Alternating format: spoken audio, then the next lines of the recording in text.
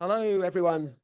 Hello, good morning, and welcome to the Foundation Future Leaders Conference 2024, which is entitled Building Careers and Skills in Science and Technology for National and Global Challenges. For those who don't know me, my name's Gavin Costigan. I'm the Chief Executive of the Foundation for Science and Technology. Welcome to you in the room. Welcome to you joining online. It's great that we've got a whole lot of people here to discuss a lot of these important things. At the end of the day, I'm going to say a little bit about the Foundation Future Leaders program, but there are several people in the room who were on the program this year or who've been on the program in the past. And I know some people might be interested in applying for the program this year. So if you are interested, have a chat with some of the people around you because they may be on the scheme. Come and have a chat with me during the course of the day or at the end of the day. I'll be really happy to talk to you about the scheme. And this conference is conveniently 10 days before the closing date. So that'll also help thinking and planning. I should say I'm incredibly grateful to the University of Birmingham who have provided us with this fabulous venue to hold today's event, which is wonderful. And I'm also very grateful to the Royal Commission for the Exhibition of 1851, who have given us a small grant to help us live stream this event, and which is great because there are a whole lot of people following online, and welcome to you. Just to explain, we have plenary sessions before lunch. We have a short coffee break at 12 o'clock. Then the chaos begins as we go into a series of breakout sessions. Then you get some food, and then we come back in here for plenary sessions. You've met Angela at the door and me. Between Angela and I, we should know what's going on. So if you end up in the wrong place, just come and ask, and we'll hopefully point you in the right direction. So this first plenary session's in two parts. In sort of 30 minutes or so, we're going to have a discussion session on careers. But before then, we've got our keynote speaker, who's Professor Sarah Sharples. Sarah is Chief Scientific Advisor at the Department for Transport, and she's also Professor of Human Factors at the Faculty of Engineering at the University of Nottingham. Sarah, over to you.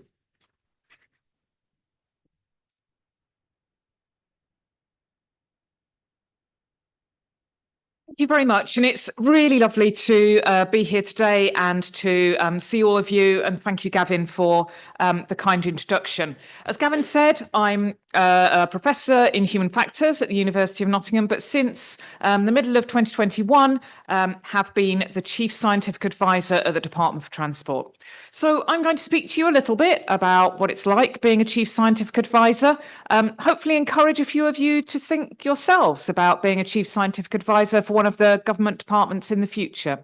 And then I'm happy to take questions. And Gavin's done the dangerous thing of giving me a flexible endpoint to this. So if you don't ask any questions, then we'll finish earlier. But please do be thinking about questions, because actually, having participated in events like this before, some of the best parts are the discussion afterwards. So I'll try and sort of provoke you into thinking about different opportunities that you might encounter in your future careers, or different questions you might have. And then hopefully we'll have a good discussion at the end. So first of all, it's worth saying that I don't think anyone, when they're sort of at school, like my kids were when they were little, and they held up a blackboard saying what they wanted to be when they grow up. I don't think anyone says, I want to be the Chief Scientific Advisor for the Department for Transport when I grow up. But it's worth saying that we all have unusual pathways in our academic career. I had many, many accidents that led me to the point I'm at now. I loved my psychology degree that I did as my first degree, but I wanted to be more applied, so I moved into engineering. I did a PhD co-sponsored by the Economic and Social Research Council and Health and Safety Executive, looking at the human factors of virtual reality. Absolutely loved it, discovered a bit of a work ethic, and then someone went off sick. And literally the week after I finished my PhD, I was supposed to be doing a sort of postdoc and a little bit of teaching, and I ended up covering for someone for that year. Then I got a temporary lectureship, then I got the permanent lectureship. And I did meet the person who went off sick, and he was fine and very happy that I ended up getting his job eventually. But there are all sorts of sort of moments like that in your career that I think you have, and it's worth sort of reflecting on. I've had two children who are now 17 and 20. And so I had quite a long path from being a lecturer to what was then an associate lecturer or senior lecturer, sorry, associate professor or senior lecturer. But then actually had quite a quick progression from associate professor to professor. And I became a professor in 2012. I've worked in the areas of transport, healthcare, and manufacturing along the way. And after I became a professor, I discovered that I was reasonably good at leadership, and it wasn't something I'd particularly been pursuing in my career. I also discovered, and I was only the second woman to get promoted to professor in engineering at Nottingham. I discovered how much of a problem we had with gender equality, and then later in my career, sort of more generally, equality across many of the protected characteristics. And I realized that actually, if I wasn't going to get stuck in and do something about it, then no one was. So I made a sort of an effort, having actually stepped away from EDI type issues for a while, to actually sort of advocate and think about what we needed to do to improve the careers of many of those underrepresented communities in the wider university. My job before this job was I was Pro-Vice Chancellor for Equality, Diversity and Inclusion and People at the University of Nottingham. And I'm very proud that the University of Nottingham is the first university to receive the Athena Gold Award. And I, along with my colleague Stacey Johnson, led our Race Equality Charter work as well, achieving a Bronze Award. So I think the message there is there isn't a neat and tidy path in anyone's career. I'm a generalist. I'm a human factors specialist. I say humans are fallible and humans are brilliant. Our job is to minimize the impact of human fallibility and maximize the value of human brilliance. If you look at my CV, you won't be blown away by my academic papers, but hopefully you will see the impact and the leadership work that I've done over the years. So you always, when you're looking at other people's careers, think, oh my goodness, they've done all this amazing stuff, but you don't look at the bits they haven't done in their careers. And so one of the things I really encourage you to do is think about the thing you can be brilliant at, and don't try and be brilliant at everything within a career, whether it's within the civil service or within academia or some sort of hybrid of the two. So I'll talk a little bit about how science works in the Department for Transport. The first thing to remember is that we have a quite significant challenge within the Department for Transport. We are seeing changes, unlike any changes we have seen before in the world of transport. We are looking at new fuels for transport. We are looking at the rapid adoption of technologies that are changing the way that our vehicles and our technologies work. Last night, I was at an event called ITS, Intelligent Transport Systems, that's talking about the deployment of technology that is enabling everything from digital payment for tickets on public transport to the way in which we might use artificial intelligence to dynamically plan multimodal routes. We are seeing a massive, massive change, and we need to know not only what the capabilities of science and technology are, everything from engineering, biology to future materials to the way that we might upscale hydrogen production to enable future liquid fuels for aircraft, but also thinking about how all of this happens within a societal and a policy context.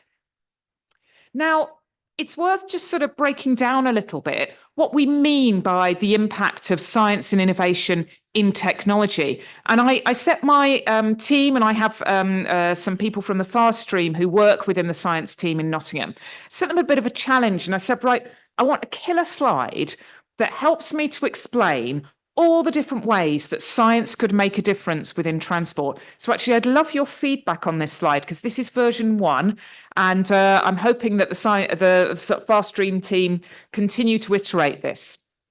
But I think there are a few categories that it's worth us thinking about. I've talked already about the future of transport and actually the intersections between all of these things. And there's a really important element there. We want transport to be safe, we want it to be green, and we want it to be accessible to all. Our new Secretary of State has made very bold statements around accessibility of transport, and we need to do an awful lot in order to improve the accessibility of transport. Thinking about how science can help is important. And then we've got our technologies that are around digital technologies, not just digital technologies associated with transport itself, but those in the wider ecosystem. One particular type of technology we need to consider a lot is position, navigation and timing that underpins everything from the timing of the transactions for digital payments to the way in which you might have resilience in navigability of maritime vessels. And then, of course, transport is about the interaction between people, vehicles normally, and the infrastructure around them. And those things need to work together. If you see a minister from the Department for Transport, you'll probably get a mention of potholes. And potholes are a really important consideration. If we're looking at, for example, the particulate emissions from tyres and brakes, the quality of the road surface is part of that physical interaction between the rubber of the wheel and the tarmac of the road. So thinking about the science in delivering new materials to enable us to have infrastructure that has proactive maintenance and is resilient to the climate change environmental challenges that we're seeing at the moment is a really important consideration. And environment and decarbonisation is a massive consideration and motivation in what we do. Transport is the largest emitting of all of the sectors when it comes to greenhouse gases. It's responsible for 29% of the overall greenhouse gas emissions within the UK and 34% of the carbon emissions. Basically, all of the emissions that come from transport pretty much are around carbon in comparison to things like agriculture, for example, where there's more of a mixed economy. The other thing about the decarbonisation landscape within transport is that the progress towards reduction of emissions has been stubborn within transport. If you look at some of these graphs, and I think the next one shows this particularly well, you can actually see if you look at the top right, that the transport sort of dotted line is just hovering along the horizontal. Whereas if you look at, for example, energy production and the emissions that we've seen in energy production being reduced really quite significantly over the last 30 years or so, you can see why we need to have this massive investment in transport to shift the problem that we've got there. So how does that actually work in terms of the role of science in driving benefit in transport? We've got a number of different mechanisms that we use, and I'll talk through some of those mechanisms. If my colleague from DEFRA was here, he would do a different presentation. If my colleague from the Department for Energy Security and Net Zero, he would do a different presentation. If my colleague from the Department for Health and Social Care was here, she would do a different presentation. So all of the science systems within the departments in government are different, and that is absolutely deliberate. Part of it has, of course, come through the evolution of the science systems in those different disciplines, but actually the different challenges we face need different ways of working. Transport's a very practical department, and it's a very practical topic. I love working in the Department for Transport, and it reminds me very much of the Faculty of Engineering at Nottingham in a good way. It's got a bit of a can-do attitude. It's got a real mix of different people. We've got some deep technical experts, and then we've obviously got sort of policy people who've moved between departments within government. But that very close relationship between the government department and the experience of travellers is something that's really important. And just to put this into perspective, I've had a ridiculous week, actually. But on Wednesday and Thursday, I hosted the executive committee of the Department for Transport in my home city of Nottingham. And one of the reasons that the executive committee from the Department for Transport do spend time going around the country is it's really important to experience transport in a range of different settings. And is there anyone from the sort of Nottingham area in the room at the moment? So, okay, brilliant.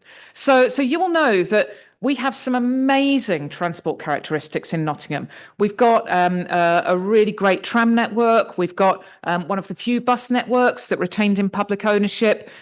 We've got a city that's quite small and compact, but we've got some challenges as well. We haven't got integrated ticketing.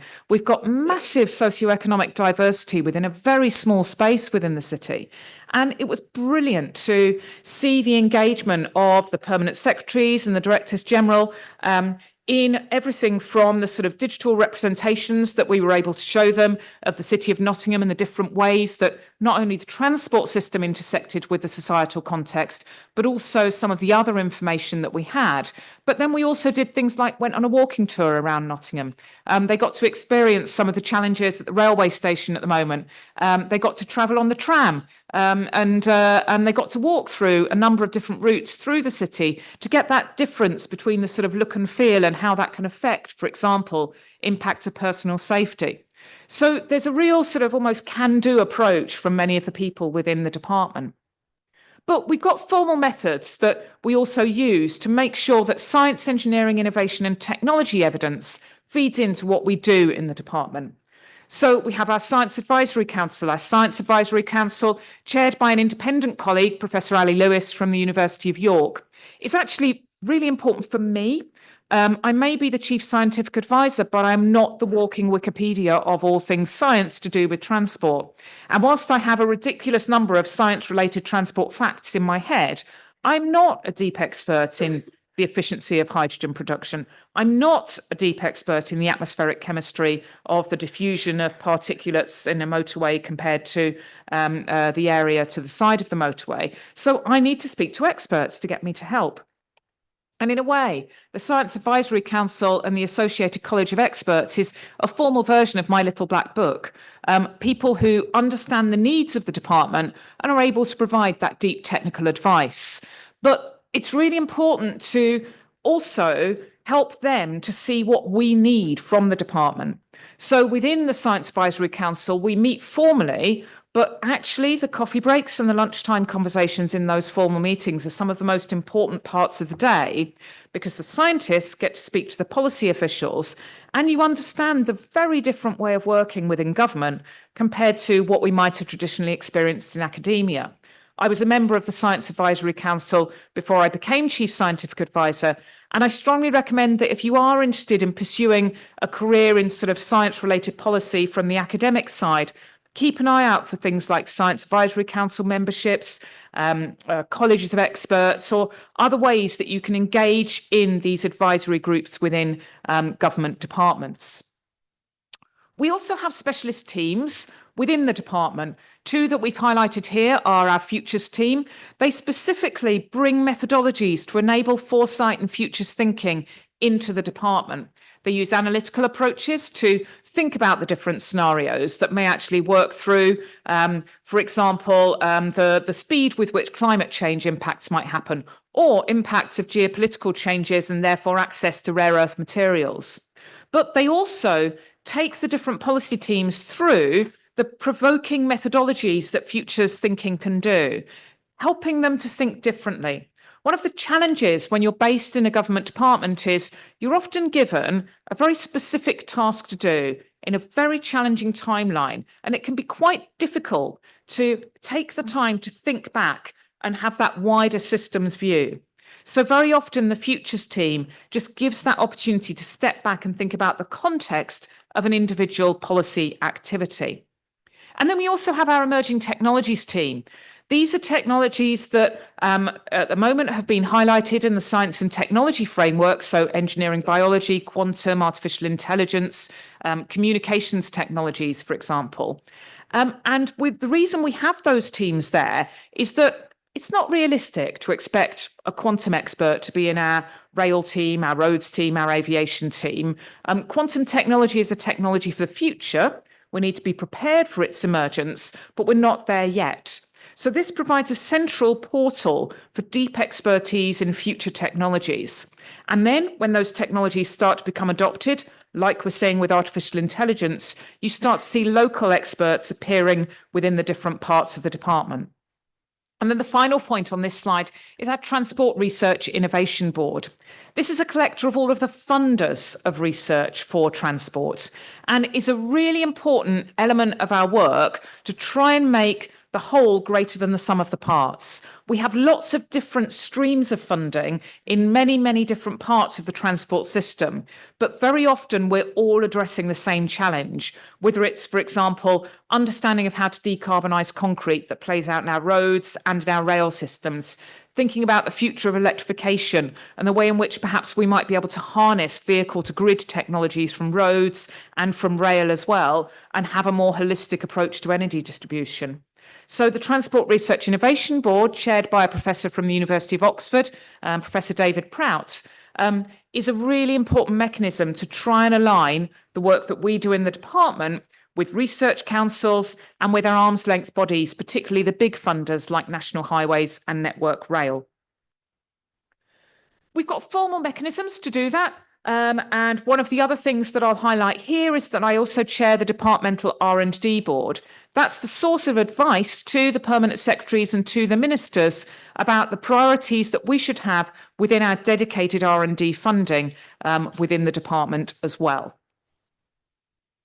So I'll talk a little bit about some of the things that are happening, because we had an election earlier this year, and that's been a really exciting time to be within the department and to think about actually how we need to make sure we're providing the right advice to the new ministers that have joined us. So we have a new group of ministers, and it's been really interesting because both the Secretary of State and a couple of the ministers were shadowing their briefs before they joined the department. So they've been really thinking about their work. And then Lillian Greenwood, who was actually shadowing another brief, and someone I know very well because she's the Nottingham South MP as well, was previously chair of the Transport Select Committee. So we've been very lucky that we've got ministers that really know what they're talking about coming in. Lord Peter Hendry is an appointment of one of the sort of small number of, let's describe him as expert ministers, that was a really unusual move made by Keir Starmer, the Prime Minister, when he was elected earlier this year. Along with Lord Peter Hendry, we also saw Patrick Vallance appointed as Minister for Science, and we also saw James Timpson appointed in the Ministry of Justice with expertise around prisons. And it'll be really interesting to see how the dynamic of having this deep expertise in the ministerial teams plays out as well, but is really, really valuable knowledge to have within that context. So the reality of a department is that just like any organisation that you might work in, we need to have priorities, we need to have strategies, we need to have ways of working. And just to sort of show you how much has changed in the last few months, we've got a couple of different things that play into thinking about our prioritisation of the individual work we do in our teams. We've got really important things that are almost important no matter who's in government. National security, our borders, and economic stability. And then we've got the government missions. The government missions are really changing the way of working within government at the moment, really pushing departments to move out of their departmental silos and think about how we can work collectively to deliver cross-cutting thinking. And our Secretary of State has come in with really strong priorities as well. Everything from improving the use of buses to making sure infrastructure works for all, to delivering greener transport and integrating our transport system. One of the really important things and a really good thing that we have in the department is something called enablers. And you'll see that one of the enablers there is science, innovation, technology and data. So I'm responsible for that enabler. And what that means is that we have to make sure we've got the right elements of that system feeding into the wider strategic work of the department. But you will see this is a challenge as well. We've got lots of different directions that we're being pulled in as a government department. And so the work of the leaders is to make sure that we're understanding the directions from the ministers, both at a Prime Minister level and from the Secretary of State, and making sure we've got that really strong alignment so that we can deliver on the Secretary of State's priorities and align appropriately and be a really big player in the government missions as well. Now, this one is an out-of-date slide and it's only here for an example. So because it's from the previous government, but I thought it was useful to show you the types of things that we need to understand. So please don't take away these as being the priorities of the department, because they were the priorities for research and development about 3 years ago, 2 years ago. And we're just in the process of refreshing these as we learn and understand what the departmental priorities are. But it's worth saying that one of my jobs is translating between the policy needs of the department and then the R&D gaps that we have in order to inform that knowledge. Very often, We don't actually need to do R&D in order to deliver the science advice to the department. It's about communicating things that we already know. But there are some gaps. For example, we don't really have a strong enough understanding of the different engineering interventions we might need to do in order to make sure that our transport systems are as resilient as possible to extreme weather events. We need to understand what the most responsible ways of applying artificial intelligence are to make sure that we're taking advantage of these technologies, but not excluding different parts of the population as we do so, for example. So one of my jobs is translating the departmental needs into research questions. And that's a process we're just starting to work through now the policy needs are settling. So I've just got a few final slides to talk about the sort of almost reality and some examples of science in government. Again, a reminder that under the previous government, and again, we're looking at how this is evolving for the new government, but I will note that this science and technology framework was developed when Patrick Vallance was the government chief scientific advisor, and he's now the minister that's responsible for working out what next. So I'm not expecting this to go in the bin, but we will see an evolution to make sure we're meeting the needs of the new government. The science and technology framework was a really important piece of work because it identified the bits of the science and technology ecosystem that we need to address if we're going to have effective adoption of new technologies within our society in a responsible way. And you'll see that it's not just about doing fundamental research. In fact, none of those points say doing fundamental research. Probably the third one, investment in R&D, is the one that sort of points to making sure we've got the right allocation of funding. A lot of what we need to think about are things like procurement and making sure that we are able to procure technologies in an effective and efficient way. To give you an example, very often when you're procuring an item through government, you ask a company for 5 years' worth of accounts. Well, if you're an SME, you don't have 5 years' worth of accounts. So therefore, there's an instant barrier to adoption of new technologies that are emerging from the startup culture. So it's those sorts of things that we're trying to look to make sure we're addressing. Couple of others that are particularly relevant within transport, regulation and standards. Very often we can do things by regulating. Sustainable aviation fuel, for example, there's something called a SAF mandate that says we expect there to be X percentage of sustainable aviation fuel by year Y. That is enough incentive to then require the industry to put money into sustainable aviation fuel development. And everything changes in government. I've had various versions of this slide. I deleted loads of old things that had changed, but just to put it in perspective, since I have been a chief scientific advisor, there have been 2 monarchs, 4 prime ministers. I've had 7 science and technology ministers in the department and 4 secretaries of state. So there have been lots and lots of changes over that time. So, sorry, I made a mistake there. What do I actually spend my day doing? Actually, things like this are really important. I want people to be excited about the opportunities for science in transport. I need all of you to be working in transport, not in all those other areas, because we need you to actually help us solve these really difficult problems.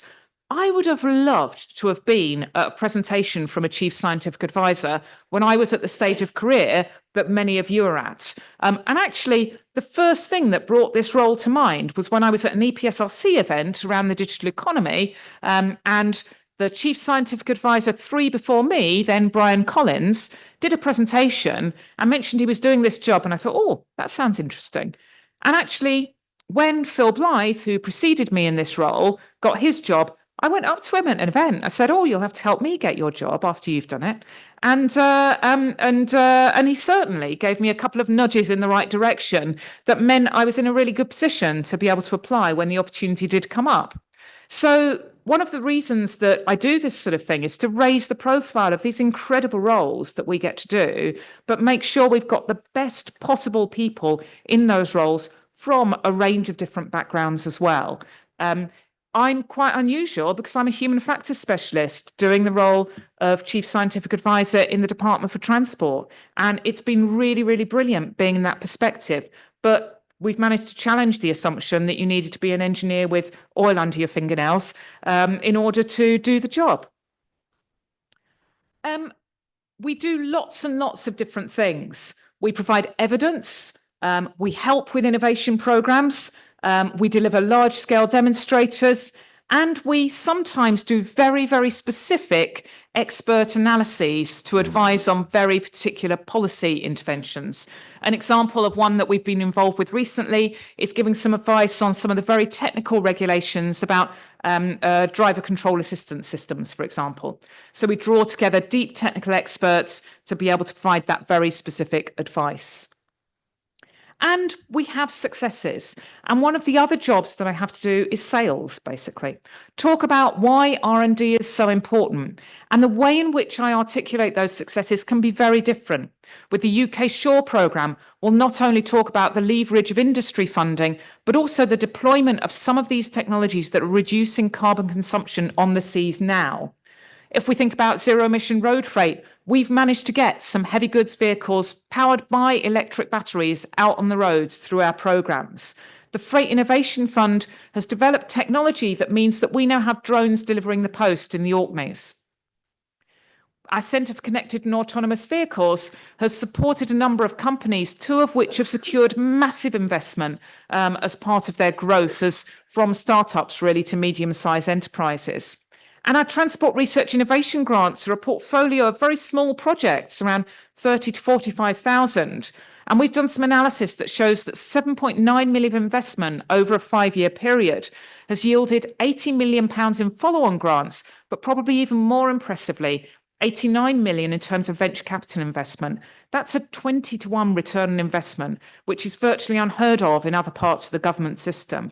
So making sure we're collecting and understanding that data and working out what we're doing right with those programs is a really important part of the work. And you can see there that not being shy about talking about the figures and the facts is another really important thing. So I just want to finish about something else, though, because you could think, oh, that's all terribly cynical and all very numerical. But actually, one of the most impactful things I can do, the reason why I got the executive committee to come up to Nottingham and experience transport for themselves, is telling stories. And sometimes we don't need things to be extraordinary for them to be impactful. Just want to point you to one of my favourite quotes in the bottom right-hand corner of this slide. This was from some people who'd experienced autonomous transport as part of a fantastic programme called the Great Self-Driving Exploration. And one of the participants said, "I thought it was reassuringly boring. I was underwhelmed, and that's not a criticism, that's a positive. Sometimes science makes things feel the same, but underneath they're completely different. And it feels like a strange objective, but sometimes we want science to be reassuringly boring." Thank you very much, and I'm happy to take some questions. Thank you.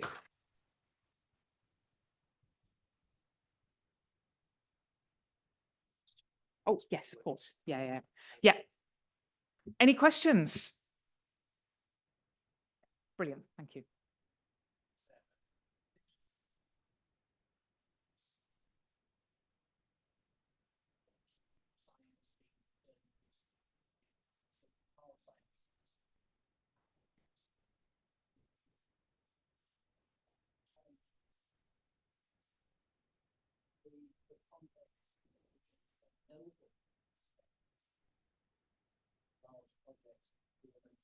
Yeah.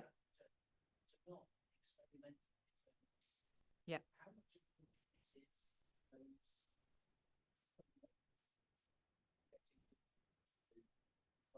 Yeah.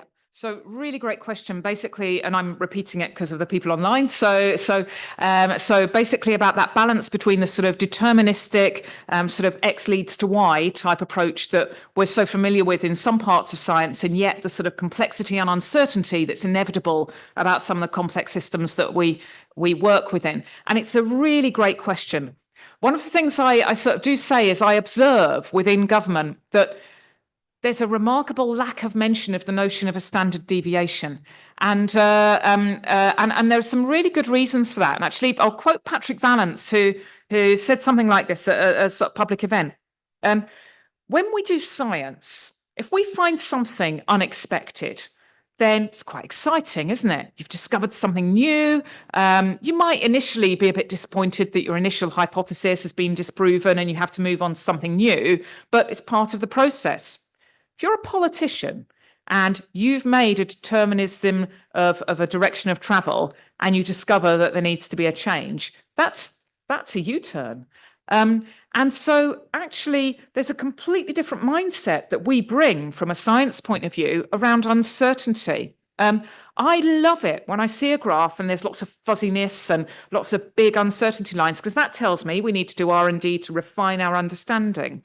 But I think there is a job for us within the science community to help navigate through some of the uncertainty that we have. And I've seen this in some conversations where actually, it's really important I'm honest about what we don't know. I remember I was asked it actually by Patrick in my interview for this role, where I was asked to do a sort of a pitch on the role of hydrogen versus electric in aviation. And it wasn't an area I was an expert in at all at the time. And you had to do this exercise where you got sent an article half an hour before the interview. You had to read it, summarize it, report it back, and then you were asked questions on it. And I remember Patrick asking me, do we know whether hydrogen or electric will, I think it was particularly around hydrogen, whether it will come through as a technology for aviation? And I said, no, at the moment, we don't know. And I imagine that was the right answer because I got the job. But actually, sometimes having the confidence about what we don't know is helpful. There's another thing, though, which is enabling us to take a portfolio approach and having really effective monitoring and evaluation. I can give you an example of some technologies that we sometimes apply, but we're not necessarily sure whether or not they work effectively. Again, sort of, no, I'm actually not going to give that example because I don't. Let me give another example. Actually, the zero emission road freight is a really great example. So the reason we've got zero emission road freight trials going on right now is we know that at some point, large vehicles and the impact of the weight of batteries will make it not cost effective to have large vehicles that are able to carry the weight that we need heavy goods vehicles to carry, but also be off the road for long enough to enable them to be charged. So at some point, there must be a sort of inflection point where we need something to extend the range of those vehicles. But we don't yet have the evidence as exactly where that inflection point will be. That's why we're doing the demonstrator trials, which are looking at the comparative value of potentially hydrogen fuel cells that can extend the range of the vehicles, as opposed to just solely electric vehicles as well. What's really important there is the mechanisms of funding enable industry to play a really important part in the consortia, but also we're evaluating what's happening as we're going along. And we're learning from failure in some cases. Our assumptions around, for example, battery capacity have changed over the 3 years that I've been in the department, to the extent that actually batteries are probably able to cope with larger payloads than we initially thought. That's absolutely fine. That's what you learn as you deploy these technologies and you go through a period of time. So I think it's having monitoring and evaluation, being comfortable with uncertainty, but also being clear when it's important that we get more evidence to refine that information. Any other questions? Oh, we've got. Can we go to some questions? Yeah.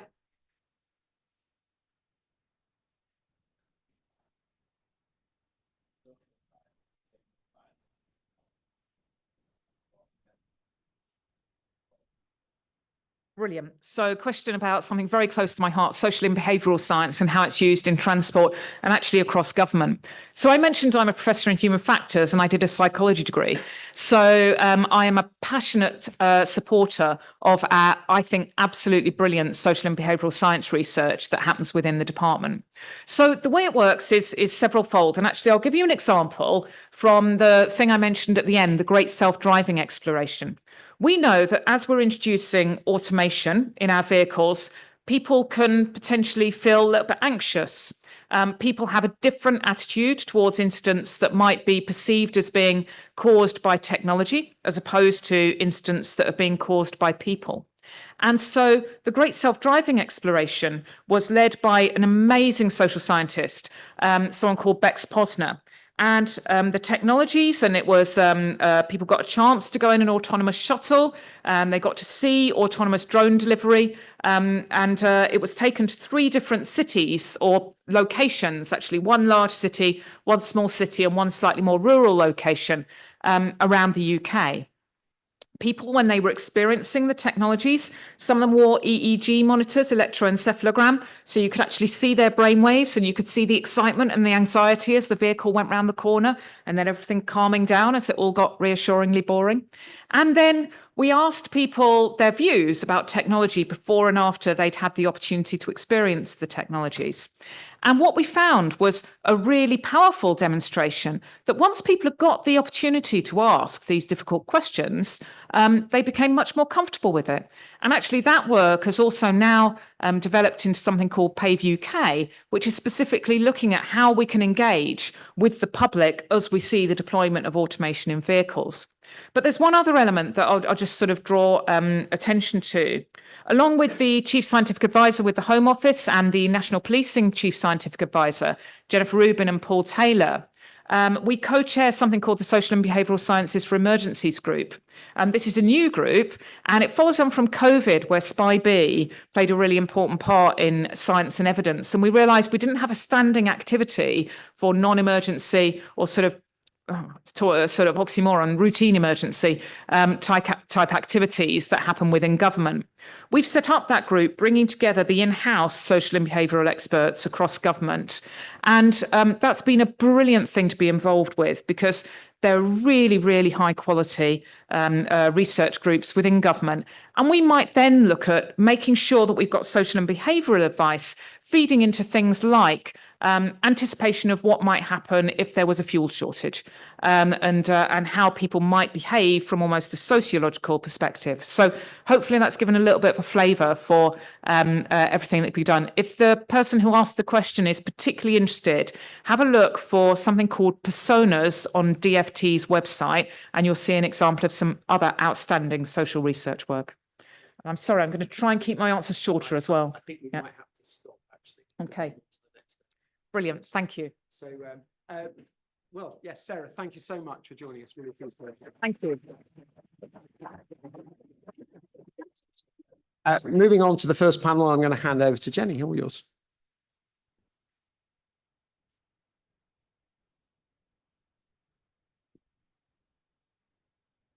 Okay. Hello and welcome to everybody to our session here today on developing careers in science and technology. It's fantastic to see so many of you in person, and hello to our audience online. So we'll be discussing a whole variety of different issues within this session. We're covering equity, diversity and inclusion, mobility between sectors, and touching on some recommendations for the new government to protect the future of the science and technology workforce. So we have until 12. So we'll kick off with some presentations from all of our panel members, and then that will be followed up with a panel session and question and answers from audience here, and James will be manning our online questions again. So I'm delighted to welcome up our panel. I don't know if everyone wants to come up now, so we're ready. Everyone's from a wide range of backgrounds, and they'll be sharing their thoughts and work with us. So I'll just introduce myself first. I'm Jenny Hindson. I work for the Scottish Government. I'm in marine climate change policy. My background is I worked as an oceanographer for about 12 years, so very specialist subject. And then I became a scientific advisor. So that was for a central division within Scottish Government and covered a whole variety of different subjects. So I'll introduce our first speaker, Dr. Stephen Hendry. So Stephen is the Programme Manager for Socioeconomic Inclusion in the Royal Society of Chemistry Inclusion and Diversity team, working to develop a deeper understanding of the barriers and challenges experienced at all career stages from chemical scientists from low socioeconomic background. His work builds on previous Royal Society of Chemistry Inclusion and Diversity initiatives, acknowledging the importance of intersectionality in understanding the simultaneous forms of discrimination, disadvantage, and privilege that a marginalised or underrepresented individual may experience. This perspective informs and recommends support mechanisms available from the Royal Society of Chemistry and Chemist Community Fund to enhance inclusive access and progression for all within the chemical sciences. So welcome. Thank you very much.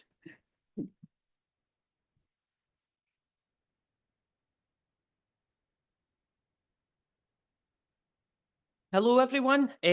So my name is Stephen Hendry, as a lovely introduction. I'm the Programme Manager for Socioeconomic Inclusion.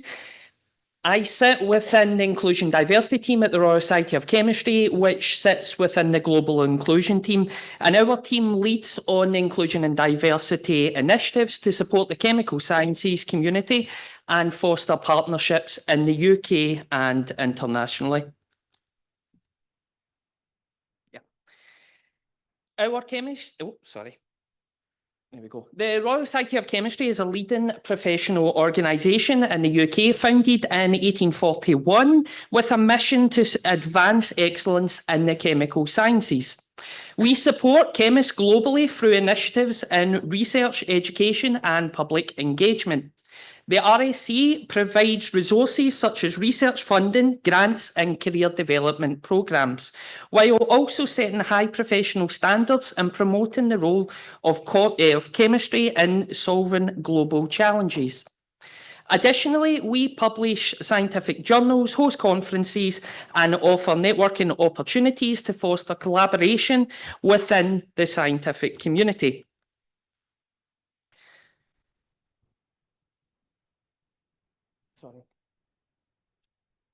Doesn't matter, right?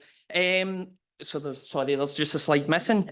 So we have produced our chemistry's contribution report, and within that report, it provided evidence on the scale and the skills of the UK's chemistry force and its substantial direct and indirect contribution to the UK. Chemistry plays a vital role in the UK economy in shaping our society and the environment in which we live. Chemistry is the crux of multidisciplinary areas of engineering, biology and advanced materials, identified as priority technologies and areas of strength and opportunity for the UK and science and technology framework. The chemistry workforce has a much higher average level of education than the wider UK workforce, with over 70% possessing at least a degree level qualification. Projected growth of the chemical sciences workforce over the next decade is 30% higher than the UK labour force. However, key to this is the importance of inclusion and diversity. We need to make sure that we have a diverse workforce, that we have diverse perspectives, because, as was mentioned in the keynote speech, we need that innovation to solve the global challenges. We believe that chemistry should be for everyone, but today in 2024, we must accept that however we look at it, whether that's through quantitative data, stories of lived experience, or just common sense, the sad truth is that today chemistry is not welcoming everyone. Through our inclusion and diversity strategy to 2025, our goal is to increase the diversity of people choosing the chemical sciences and fulfilling their potential for a truly inclusive community. Our strategy has three main aspects. Ensure that we take a data and evidence-driven approach to all our actions and positions. Focuses on underrepresented groups, attracting them into chemistry and ensuring that they're able to progress once in chemistry, and ensure that we share findings and knowledge so that we can effectively influence the culture. Research shows that including people is not enough. Unless people feel they belong, they are unlikely to thrive in our profession. Our sense of belonging found 5 enablers of belonging: connection, respect, diversity, inclusion, and intention to belong.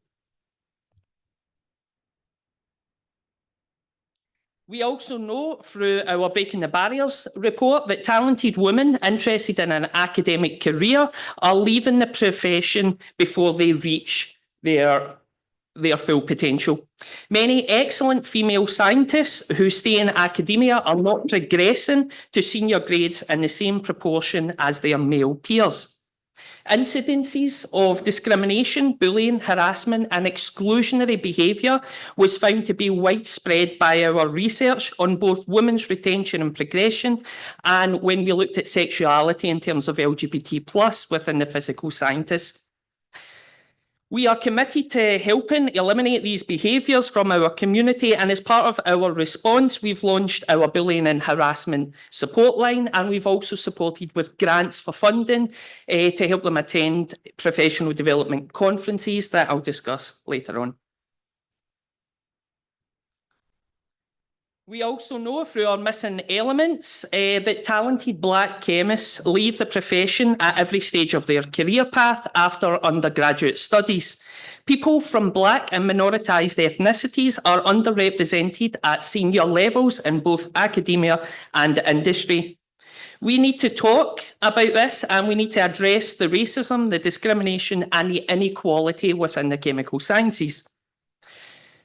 One of the actions that we've put on is our Broadening Horizons in the Chemical Sciences. This is a 3-year pilot, and it's addressing this attrition by supporting students and graduates from minoritised racial and ethnic backgrounds to pursue careers in the chemical sciences. We have teamed up with leading companies to offer access to mentoring, networking, and opportunities to gain industry experience. We have just completed our evaluation report in the Broadening Horizons in the Chemical Sciences pilot programme, capturing the incredible journey and impact of our collaborative efforts to foster a more inclusive chemical sciences. And you'll be able to read that just on the link there. Doing the best for science means retaining LGBT+ scientists. No one is definable by a single characteristic. We are all complex individuals subject to a whole host of different influences, but to create an environment where our best scientists can flourish and the best science can be done, we need to make sure everyone feels comfortable. If we can do that, it won't just benefit our LGBT+ colleagues, but everyone in our workplaces. Differences in experiences are particularly stark for some in the community, such as our trans and non-binary scientists. From this data and further research, we've created a set of resources that tackle the key issues faced by LGBT+ physical scientists. The LGBT+ toolkit provides the tools for everyone to take part in positive change. Employers, colleagues and LGBT+ individuals taking concrete steps towards greater LGBT+ inclusivity is a key part of our inclusion and diversity work.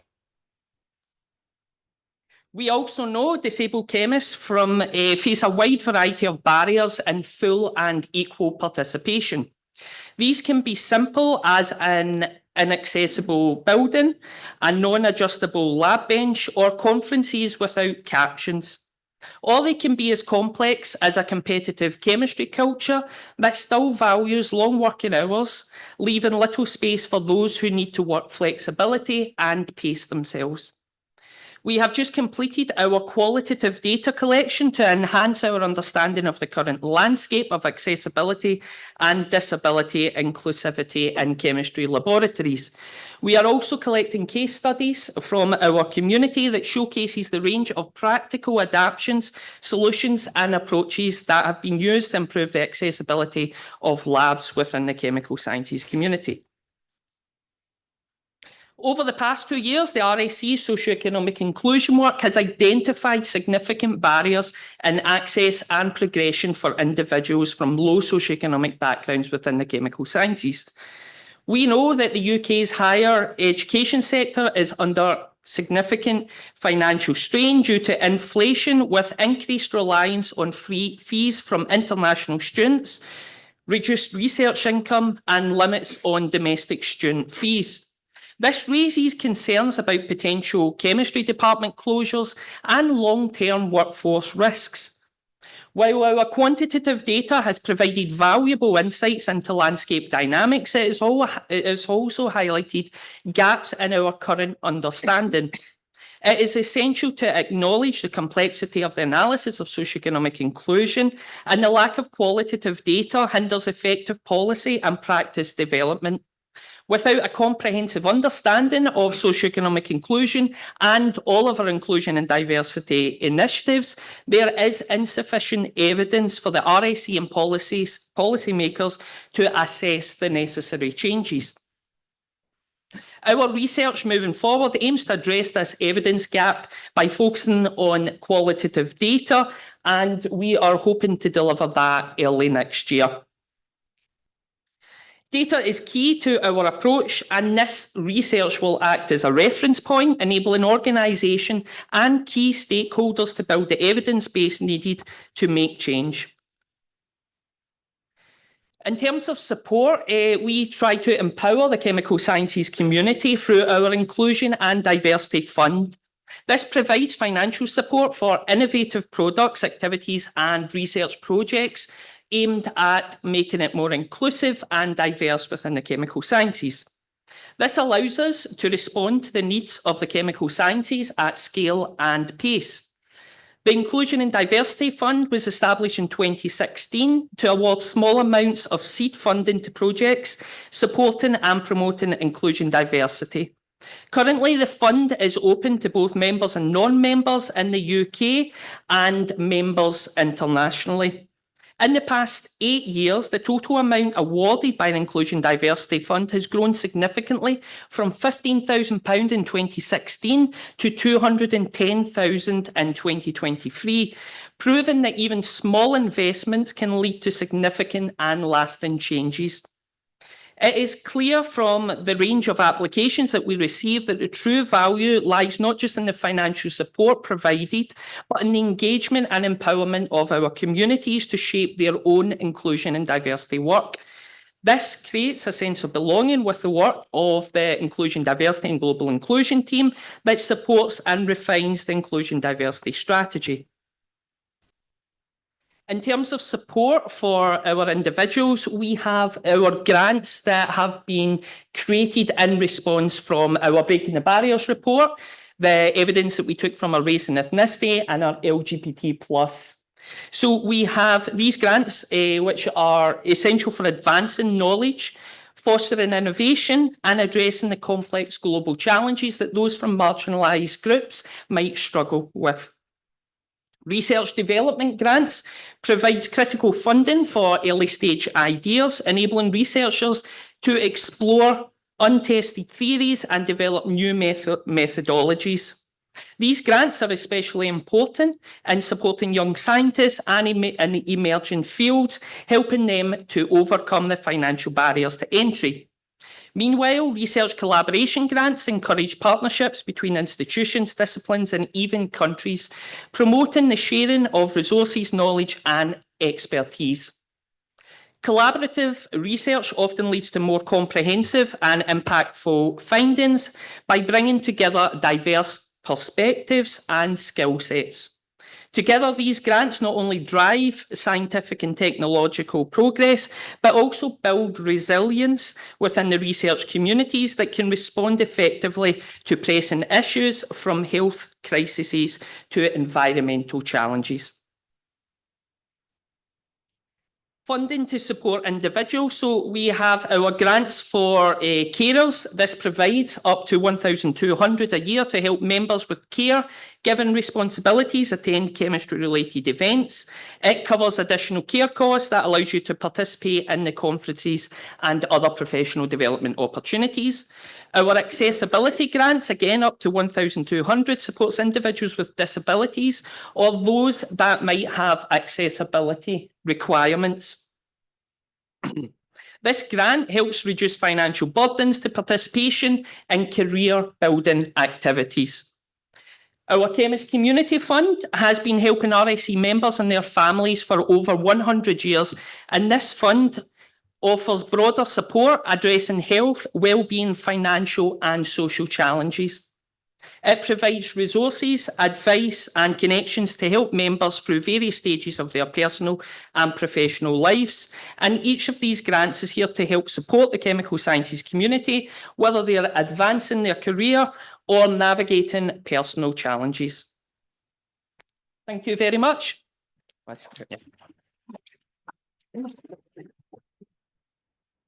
Thank you very much, Stephen. That was really fascinating. So we're going to hold all questions that have come up and we'll ask them at the end. So next up, I'd like to invite Dr. Billy Bryan. So Billy is a research leader at RAND Europe, where he leads the civil space portfolio, conducting studies for the UK Space Agency, DCIT and DG DEFIS. For the last 8 years, he and his co-investigator, Dr. Kay Guccione, have been researching the concept of doctoral value, aiming to answer the question, is a PhD worth it? He is also a trustee at Sussex Students' Union. So, welcome. Thank you very much. I'm going to time myself so that Gavin doesn't yell at me. First of all, can I ask who in here has a PhD? That should not be surprising. Who's an academic? Professional services? Policymaker? Something else? Industry? Okay, gotcha. I like to know who I'm talking to. So the person who's not here today is Kay. She was a great mentor to me. She's not dead. She continues to be a very good mentor to me. She works up at Glasgow. She's a National Teaching Fellow. She's absolutely spectacular. Something that I did to annoy my supervisor while I was doing my PhD was to do another project on the side, which is this one, and which I've been doing for the last 8 years. I very much enjoyed it. It came out of a feeling of what's the point of doing this? I was doing a PhD in medical education. My colleagues in the medical school, all of which were quantitative scientists, were having a tough time. I was having a great time as a social scientist. And I got together with a few of them and we thought about doing this study. So I want to talk a little bit about the state of PhD careers. And it's not to say that a PhD is the only thing that will get you into science. Masters, undergraduate are totally fine, and even not even that. So PhD is just something that we're focusing on with our research, but it doesn't preclude anything else. So is it worth having? What's the value of it? And then what we might be able to do about it to improve PhD careers going forward. So depending on who you are, you'll have lots of different questions about whether you're going to do a PhD, whether you've got one, whether you're a supervisor, how you think of PhDs, university or policymakers. PhDs have a different function depending on what your interests are. As a policymaker, it's the driver for research and innovation for the country. If you're a student, maybe you just needed something to do for 3 or 4 years and it paid better than the next option, which is why I did one. Wish I hadn't animated this now. So there's lots of threats to doctoral value. And some of these have been on my slides for many years now, but there are things that have really tested time. Truth decay, given the events of yesterday, might still be a problem. So the value of science innovation and knowledge and experts.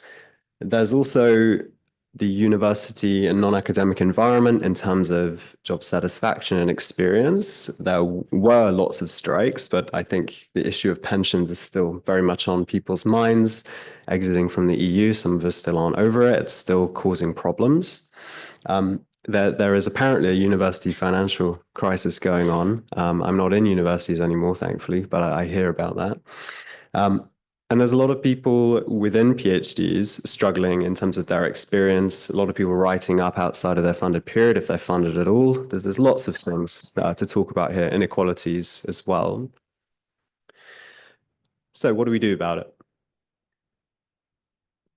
A lot of the time when you hear about PhDs, it's about how much can you get paid after you do a PhD compared to a master's or an undergraduate, or it's why do we need PhDs for the economy? How about we ask the people themselves why they do them and what they get out of it? So we did some interviews, Kay and I, while we were at Sheffield. And we came up with this model, which I don't expect you to have binoculars and see, but essentially it's relatively simple. People get value out of a PhD after they've done it by what job they get, what skills they get personal value. I've done one, I have the title, and they get social value. You probably wouldn't be very surprised at how many people marry within their PhD cohort or have lifelong friends. It makes a lot of sense. That's attenuated by your relationship with your supervisor, believe it or not. It's a huge factor. Your kind of social connectivity and professional networks as well. So probably nothing new to those of you who have done it, but no one had really come up with a personal model like this before. So that was good. Enjoyed doing that. That took me kind of 1.5 years through my PhD while I was trying to do my actual PhD. We decided to do another project. We wanted to do a larger survey to test that model with a wider group of people that was more diverse, more international, more different personal characteristics, STEM, non-STEM, that kind of thing. We wanted to see if you were valued in your career after doing your PhD, whether that would increase your retrospective view of whether you thought it was worth it or not. This is really predicated on that question, is it worth it? So we did an online survey asking some basic questions around career value, social value, personal value, and obviously, is it worth it or not?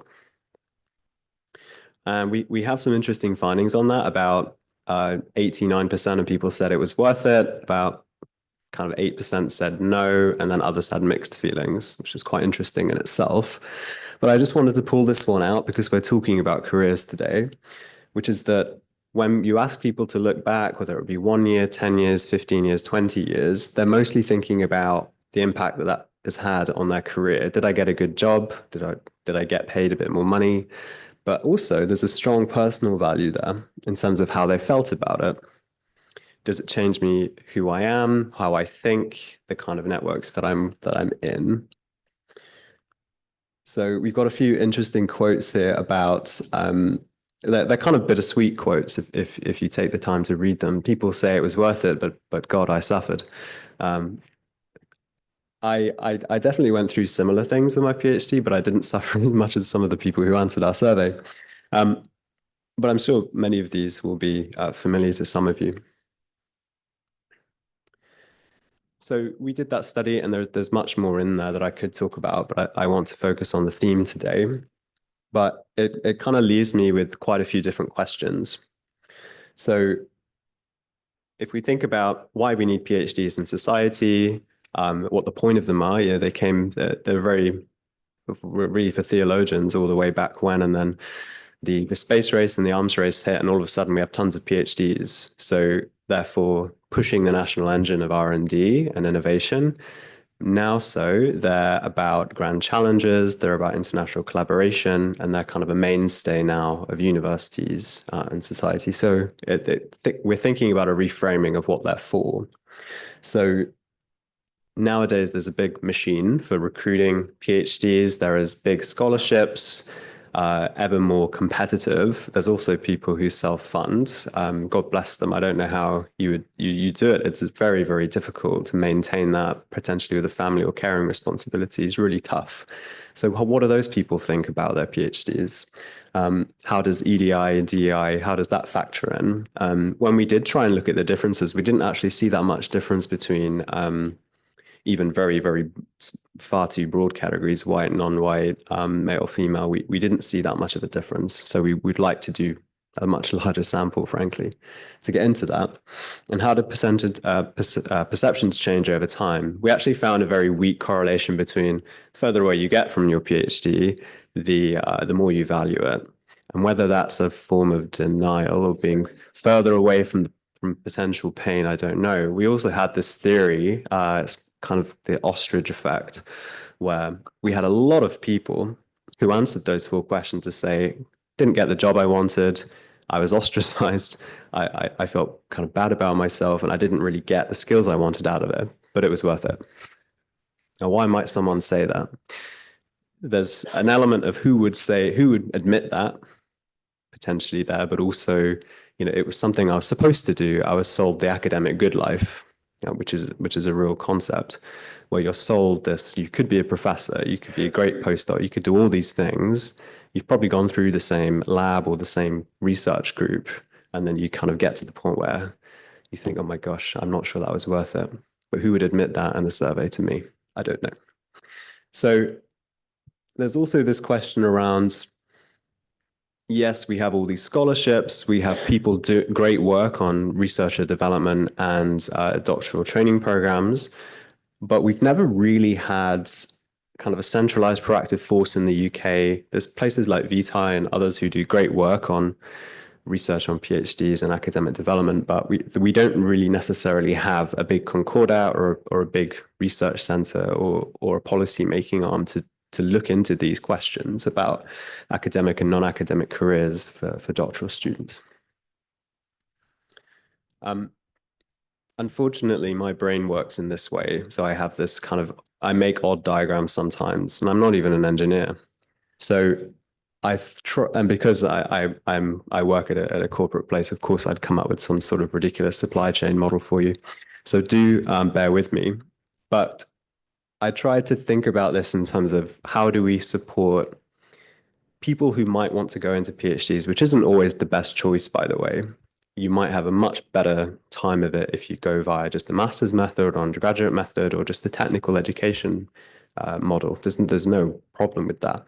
But we need to be educating people about whether that's a good choice or not before they get in there, instead of Professor so-and-so saying, come and do a PhD with me, and then rubbing their hands and thinking, I've got 4 years of stuff to do for this person that I can get much cheaper than a postdoc. So you kind of have this idea of how do we support people from the source of the supply chain, if you like, so the pre-doctoral student, those who are in undergraduate and master's degrees, then we're kind of thinking about the manufacturer, so the supervisor or the university itself. And then there's this idea of a distributor. So we have career services and academic developers who help people get into jobs that they might want internally or externally. There's a lot more I could say about non-academic career support that really needs to be better in this country, frankly. We've then got the employers, academic, non-academic, and consumer, if you like. So we don't necessarily think of it this way. A lot of the time, it's just about getting people into PhDs and getting them out in a timely manner, getting them a good job, and getting them to be productive members of society, paying taxes.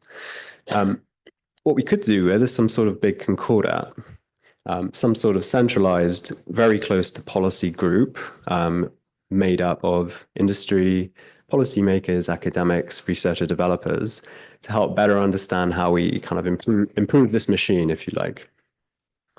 So what we ought to be doing is continuing doing research, like I've just showed you, but I've looked quite closely at destination of higher education levers, and there's not a great amount of granularity in the data about where people go, and it's mostly where they go and where they're paid and how much they're paid.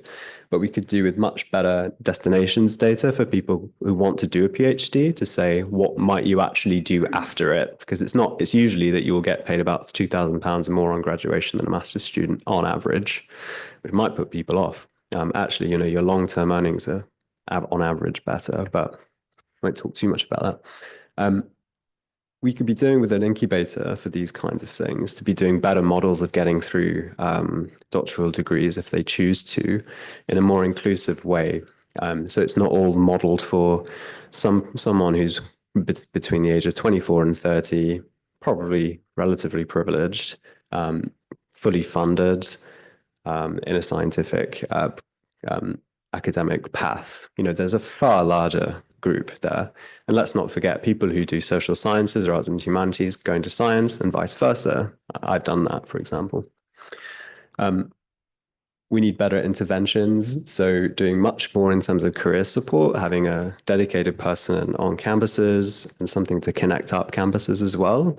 UKRI does things like this where they have the scholarship support and they have career support.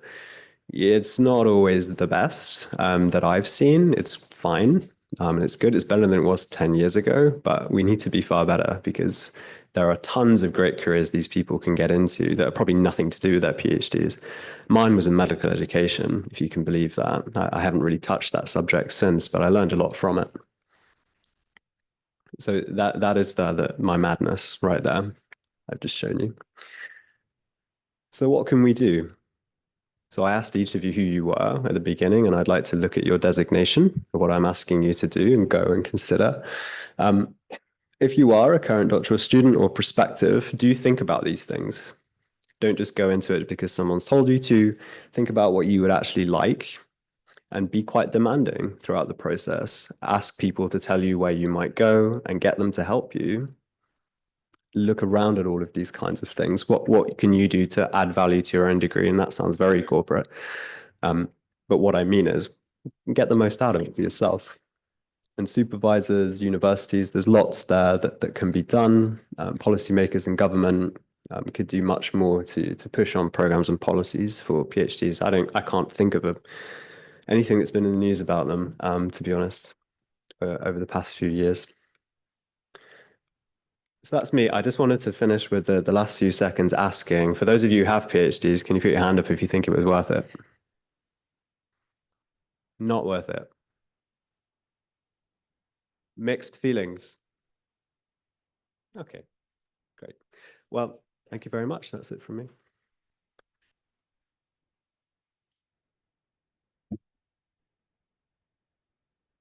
Thank you very much, Billy. That was really interesting. We've just got one final presentation, so I'll introduce Danny and then we'll move on to our questions. So Danny is Policy and Public Affairs Lead at the National Centre for Universities and Business, the NCUB, where she works to drive impact and engagement across the education and innovation policy landscape. She previously developed the organisation's skills and talent portfolio, leading this workstream from 2022. Danny joined NCUB from the Institute of Physics, where she led R&D, education and diversity and inclusion policy, and has further worked in policy analysis and public affairs at the Government Laboratory MPL and in social policy at Which. Over to you. Thank you. Hi, everybody. It's fantastic to be here today to talk about something that I've spoken to quite a lot of you about before. So for many of you, this isn't new, but for some of you, I think it will be. And hopefully it will wrap up quite a few of the different things we've already heard today. So I'm going to be touching on EDI and on kind of career destinations and different pathways that people have. So a lot of the PhD, is it worth it? Questions will be within this as well. So thank you for the intro. Yeah, I'm Danny Croucher and I'm at NCUB. For those who don't know, NCUB is the National Centre for Universities and Business, and we're part government funded through UKRI and also through university and business membership. And we work to bring together the two sectors to boost collaboration and the kind of impact from R&D that happens as the two come together. So I'm going to be talking to you about the Researcher Career Mobility Task Force, which is a little bit of a mouthful every time that I say it. But it's a project that I've been working on for the last 2 years, actually. And it's a really interesting one, and there's a lot of different bits to it. But effectively, something we've been doing over the last couple of years, and we've actually just launched our 1 year on report, which I think a few of you joined last month. So it's hot off the press.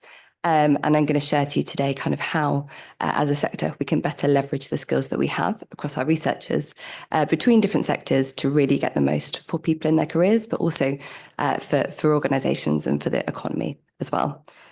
So I have already mentioned the word mobility, and I know that can mean quite a lot of different things to different people. It can be kind of relevant to physical mobility, disability, international mobility. But for this talk and for this audience, what we're really talking about is the mobility of a researcher across their career between different sectors.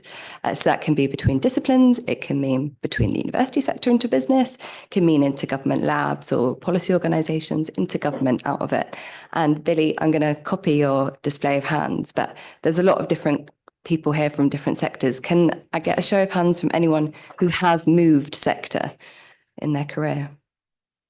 Yeah, that's pretty good. That's pretty good. So we as a nation definitely can do a lot more to support this. And the stat that we found last year was 20% of those who work in academia have previously worked in industry. So that is below the EU average, and it's something that there's lots of barriers to, and something that we as a community can collectively work on. And there's a lot of benefits to doing this. So I mentioned it's really good for people. So for researchers, they improve their skills, they improve their networks, they get more impact from their innovation, from their work. And really just kind of elevate their own career by just having more experiences and kind of more of a community. It helps organizations, it drives impact through having better absorptive capacity, better networks they can tap into, and really just driving the impact of R&D as a result. And then just generally for the economy, all of these things compound when individuals are more mobile, we get improved kind of cohesion across the sector, more bridges, connecting our communities that can really help drive the kind of outcomes of R&D. So it's something that's really, really valuable, and it's something that's kind of at the heart of UKRI's agenda, has been quite high profile within DSIT. So at the heart of the People and Culture Strategy, which was from the previous government, but is still kind of very much at the heart of UKRI and Research England. So it's something we've seen really great progress on. And that's why over the last kind of 6 months or so, we've done a 1 year on report from our key launch last year, where we had a vision for what mobility should be in the sector. How can we really unlock the full potential of our workforce and make sure that everybody gets the opportunity to do research in kind of all parts and all corners of our ecosystem. So we put out a challenge last year to policymakers to make an integrated system. And by this, we mean embed mobility as a design feature of policy. So really kind of remove those barriers to cross-sector working that we see in quite a lot of the kind of fundamental kind of policies and schemes that we have. And we've seen great progress against that. So as I mentioned, the R&D People and Culture Strategy is having real impact. We've seen new schemes, we've seen new funding that are really helping individuals kind of take new opportunities to bridge sectors. We're getting better data to measure kind of our researchers' careers. And that's a really exciting advancement that came out from DSIT last year through the RNI workforce survey, which I would encourage you all, if you're a researcher, to fill out. And so there's been there's really good positive kind of progress from our policymakers. But we also challenged organizations, so universities, businesses, and also kind of other kind of research and innovation active organizations across the community to really embrace this. And we've kind of had a great year kind of going around the country, speaking to lots of different organizations about how they themselves will kind of transform their approach to this. How do you break down the organizational structures to better and kind of more willingly hire people from outside of your community, both through an EDI lens, but also if you're an academic institution, what are your processes to like hiring someone from industry if they don't have a publication record that is kind of referable or kind of hitting those boxes. So there's been a lot of awareness and a lot of kind of embracing of this issue, and we're really starting to see some changes and some thinking about how in the future there can be different contract styles and different ways in which we can kind of better connect across communities, which is really, really excellent. But that takes time, and something I think we're expecting to see in kind of strategies going forward within our institutions. And lastly, the bottom pillar here, we have recommendations for individual pathways, and by that we mean asking our researchers to really embrace this and to explore new options. And I'm surprised to see such a kind of large number of you put up your hand a minute ago, because I think there's a real issue of people kind of seeing other sectors in not a positive light. And that's something that really came through in the evidence that we generated last year for last year's task force. So it takes time to kind of break down those barriers, to encourage people to move into new places. A lot of people would struggle with access to different roles, especially if you have caring communities. Maybe there isn't kind of something in a different sector located geographically close to you. And so there's a host of things, again, that we need to do to kind of break down perceptions and barriers to people to be able to have a more diverse and exciting career. So we are very positive about the progress that we have made. But this year, in the context of a new government, skills is obviously incredibly important to the kind of principal mission of economic growth. But there's a very big policy agenda, and mobility of staff within it isn't always kind of top of the list. So we've highlighted 4 key recommendations to our new government, which I will share with you now as kind of a provocation to the sector. I think this is something that we all need to do to really turn the dial on this. So the first and the second kind of come together, and that's we've seen a lot of funding to help academics leave academia and move into industrial roles. And I think that's a fairly kind of natural thing, because funders such as UKRI really want to see more entrepreneurial skills going into industry, more spin-outs, and really kind of getting that pipeline to go into industry. We see less support getting industrialists into academia, and part of that barrier is REF.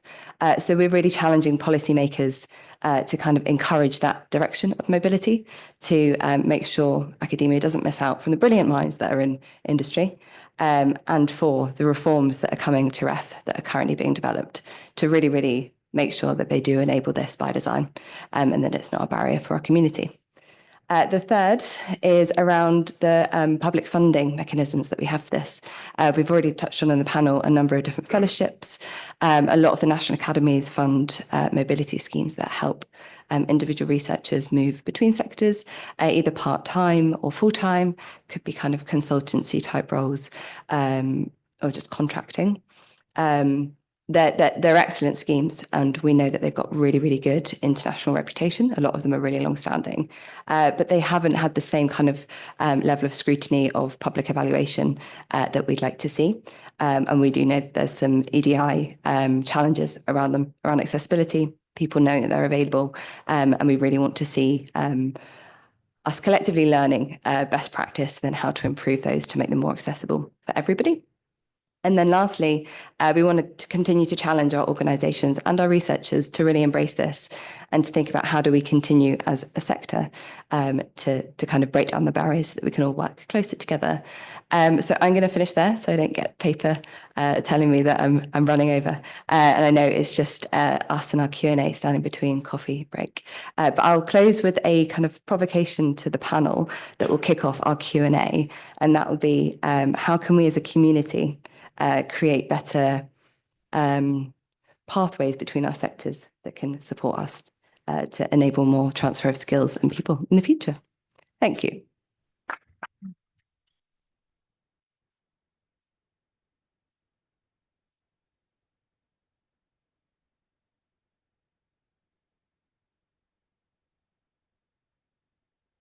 Amazing talk. Thank you very much to all of our panelists.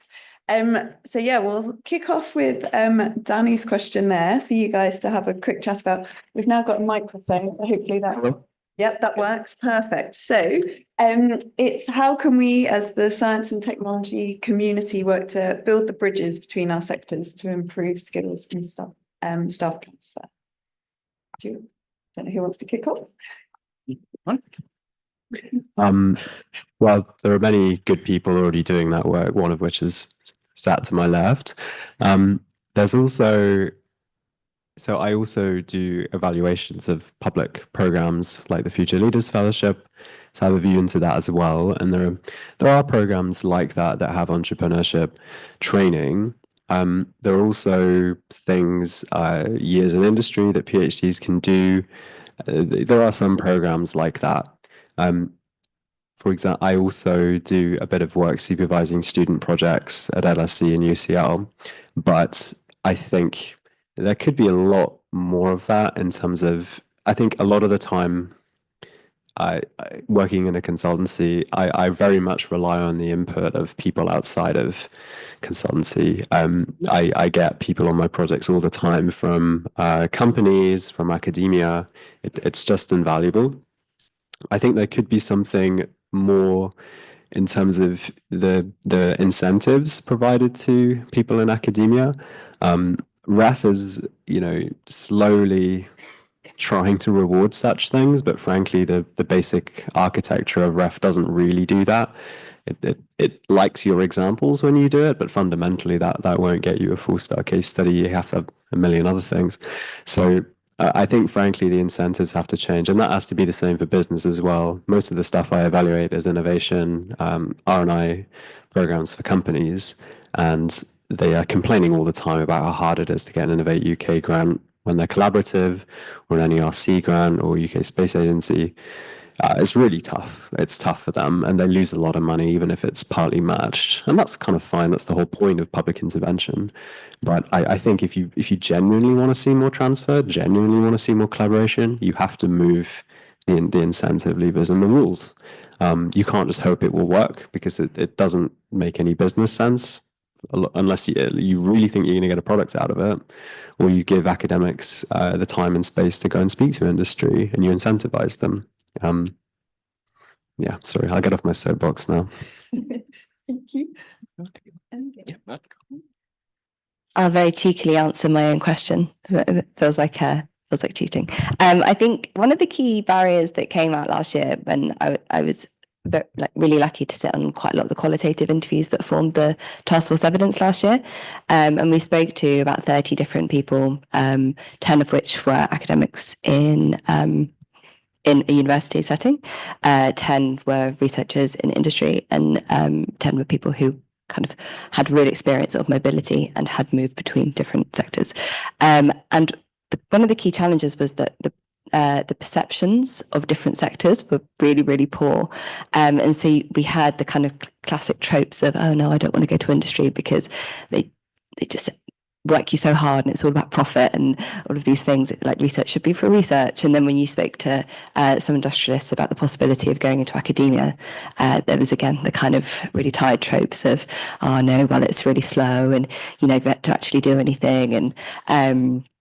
And I think those perceptions still exist, and they're quite harmful to people's own careers. And I think Billy mentioned it, that we have this idea of an academic career as research, and if you fall off that at some point, people see that as kind of a second class career going into industry, but it just really isn't. So I think the best thing we can do as a sector and as a community is really change the way that we see a research career to show the different kind of avenues that there are, and show as a community that there's great opportunities everywhere. Yeah, fantastic. Thank you. Don't know if you want Yeah. to add. Just to sort of add on just a little bit, so obviously within chemistry we talk a lot about the importance of embedding science capital at the ages around about 11, 14. If that is embedded at those ages, it's more likely that you are to go into a field within STEM. But something possibly more important is social capital, in terms of those skills, those networking skills, having the opportunities, and just understanding those barriers that are in place that might be subtle or nuanced. And when we think about inclusion diversity, we think about that sort of intersectional approach, caring responsibilities, marginalised backgrounds, the type of institution that they're at, the type of funding, the encouragement that they might have from line manager to pursue that. And I think these are all factors that are hidden barriers, so to speak, that sort of makes it difficult. I know some of the funding that I spoke about, the Chemist Community Fund, we've helped to support people make that transition. And again, thinking about socioeconomic background, sometimes they don't have the choice because they have a mortgage to pay, they are the only person in the house working, disability, accessibility, and all of these factors add up, and it doesn't make it as clear-cut as what's stopping you, but what's supporting you to get into those fields. Fantastic, thank you. Yeah, and I think as we saw so many hands go up saying people had moved between sectors, it would be interesting chats during the networking. We can all have those conversations with each other, like how did you make that leap and all of that. So thank you very much. So we'll open it up to questions from the audience. We've got a roaming mic. Yeah, do you want to go for your question? Thank you. Thank you. Do you see any conflict between your goals of having mobility between sectors and the desire of those sectors to retain talent and experience? Yeah, in a word. I think that exists across all sectors. So I previously worked at the Institute of Physics, and that's a really interesting subject because a lot of physics grads go into big city things like accounting and kind of big city roles, basically, where the salary it can be a lot higher than in kind of pure physics-based research roles or academia. And I think collectively, different sectors have this issue of talent loss. And I think actually what we just have is a talent shortage and a skills gaps. And I think it's a collective issue that, people want to retain. And I don't think we've got to the point yet, because we have kind of talent scarcity in different ways. If people do move roles, you do get kind of a lack of backfill, or it takes a while to train someone up. So I think collectively the solution to that is filling skills gaps and kind of elevating STEM skills or kind of research skills as a whole. And then once you're kind of at that point, that fluidity can come at a less high risk for organisations. And it was interesting, I was nervous doing the qualitative interviews for this, and we ended up doing them individually, like kind of with individual universities and individual businesses rather than as a group in a workshop. Because we didn't really want them to talk about the kind of the fears of staff loss in front of other universities or in front of other businesses. And it's really, really, when you speak to organisations, you can understand it, because it literally is their workforce. So I think there's kind of a bigger issue that drives that fear, and that bigger issue is something that we're all really, really aware of, and it's skills, I think. More questions? Yeah. Thanks. Thank you. Thanks for a thought-provoking session. My name's Dee, and I've spent the past 6 years working for a startup applying AI to breast cancer screening. And one of the most rewarding projects that I worked on was a collaboration with the University of Aberdeen, who are doing some independent evaluation of our software and studies. And I think they were UKRI, Innovate UK and NHR funded collaborations. But one of the biggest tensions that we faced throughout that collaboration was timescales, and specifically timescales related to publications and the peer review process. So just interested in your thoughts on kind of if there's any change needed in that kind of side of things. Thank you. So I can sort of reflect a little bit on my own experiences. So during my postdoc, we were working with industry. I hope this answers your question directly. I might go on a rabble. But yeah, so we were working with industry, and I think one of those things was the big thing in terms of the perceptions and how that project was going. And there was a lot of sort of balancing. So when we went into those conversations, industry were very much wanting to publish the results. But from that sort of chemistry research point of view, we were wanting to make sure that the results were valid, that we had the measurement of uncertainty, that they were reproducible. And that was a real challenge in terms of getting that project over the finishing line, just managing those expectations in terms of what your money's going to go towards and how the project's going to look. I think, a lot more awareness, a lot more support before starting the project would have really helped. Introductory meetings. I know a lot of universities are moving towards the sort of KPI model where they want to bring in knowledge transfer research. And yeah, I think it's just one of those difficulties, but I think the more that we can highlight, the more we can use case studies, and the more we can reflect on best practice, the better. Sorry, I hope that answers as best as I can. Thank you. We might go to online if we've got any questions online. Yeah, so we have Oh, actually, sorry, we'll wait for the microphone coming in. I don't do running. Yeah, so we have 2 questions with a similar theme, so I'll ask them both at the same time. So Emily Starikoff asks, they would be really interested to hear from Billy more about how he thinks government can support the careers of those post-PhD. And similarly, Martin Lilly has asked, how do we show PhD students the valuable job options outside of academia and the value of an analytical mindset? Most researchers are only shown by their supervisors the academic pyramid and are deemed to be failures if they move away from research, despite increasing competitiveness and fewer jobs at each tier. Thank you for those questions. In terms of government, I think I can point to some examples of what they're doing that I think it is good. So getting, for example, there's more of a recognition for getting into civil service jobs with academic backgrounds, which has kind of always been the case, but they've changed it recently, I think, into terms of the fast stream. So where these things are more recognized, having a PhD or an academic background is easier. There's kind of the high level kind of external appointments that we heard earlier, which is great to see as an example. I think that, in my view, there's not really been any minister, secretary of state that has really pushed on this idea of getting academic people or people with straight out of PhD into jobs that match the kind of government missions or the big challenges. I think they could be doing a lot better. I think they could be signaling kind of earlier in the supply chain what they want people to be getting into. I think there are examples of studentships when you get to the UKRI level where they're a bit more about challenges, but I don't necessarily see differences in the model. The theme is different, and you can change a theme at the click of a pen. But if you really want to change things and set up better industry links, kind of joint PhDs, making it easier, changing the rules and the incentives. But there's many more things we could talk about that. But the second question is a really important one, because yes, a lot of the time your careers advisor is your supervisor, and the person who lets you do things that you need permission from is your supervisor if you're doing a PhD.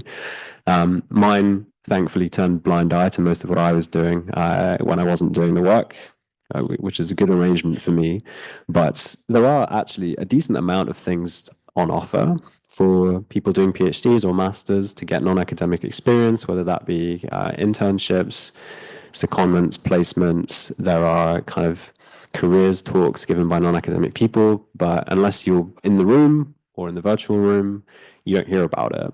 If your supervisor has got you up checking your cells every 3 hours over the night, you're really going to be interested in hearing some hack from KPMG talk about their accounting career.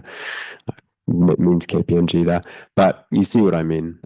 There needs to be a much better appreciation by the people supporting PhDs and their students directly to say, first of all, I don't necessarily expect you to be a professor. If you want to do the academic career, I'm right behind you. I can help with that because I've done it. If you want to go into something else, because I think you'd be great at that, here's all these other things that the university's got going on. I'm sorry I can't help more, but please, here's some time to go and do that. I think that's all you need from someone like that, and the individual can go and do it, particularly if they're entrepreneurial. Thank you. Got a question here. Thank you.